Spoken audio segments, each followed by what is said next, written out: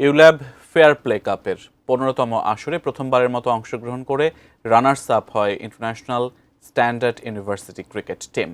এজন্য সোমবার মহাখালী ক্যাম্পাসে উৎসবমুখর পরিবেশে সংবর্ধনা দেওয়া হয় ক্রিকেট টিমের সদস্যদের।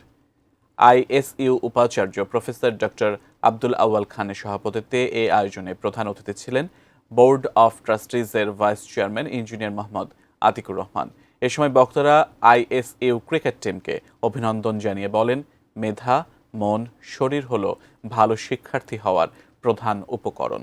বর্তমান বিশ্বের চ্যালেঞ্জ মোকাবেলা করতে অলরাউন্ডার হওয়ার বিকল্প নাই। অনুষ্ঠানে খেলোয়াড়দের বিশ্ববিদ্যালয়ের পক্ষ থেকে নগদ অর্থ ও অনুপ্রেরণা স্মারক প্রদান করা হয়।